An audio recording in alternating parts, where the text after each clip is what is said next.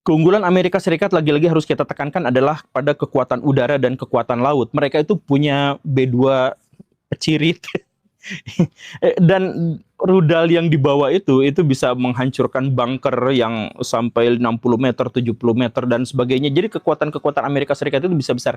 Tetapi dalam hal ini Rusia tuh punya keunggulan, yaitu protokol mereka tuh lebih nekat. Karena mereka sadar mereka kalah dalam semua front dalam perang terbuka melawan Amerika Serikat, maka protokol mereka itu memang lebih resisten gitu.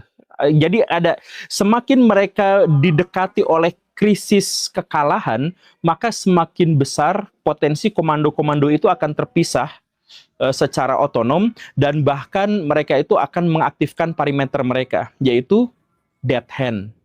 Beraya tahu lah ya, kita semua udah tahu dead hand.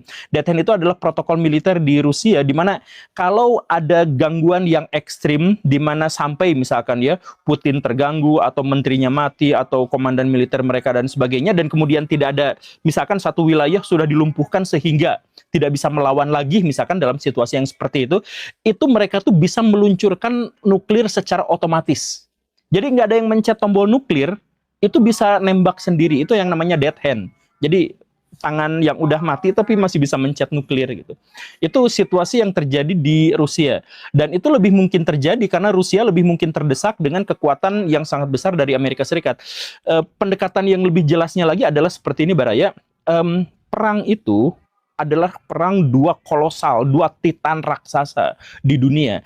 Jadi ini bukan hanya soal siapa yang lebih banyak jumlah pasukannya, tetapi soal siapa yang memiliki sumber daya yang bisa meregenerasi pasukan perang mereka. Itu masalahnya tuh di situ. Dan karena perangnya ada di negeri Rusia hampir pasti, maka Rusia itu akan jauh lebih tersendat dan terhambat dalam memperbarui setiap mesin-mesin perang mereka. Sedangkan Amerika Serikat perangnya di situ, mereka bisa pabrik-pabrik mereka itu bisa digenjot sampai berkali-kali lipat gitu. Sama seperti yang dulu pernah terjadi di Perang Dunia Kedua, di mana mereka itu bisa melipat gandakan sampai 100 kali lipat kekuatan regenerasi pasukan mereka itu gitu.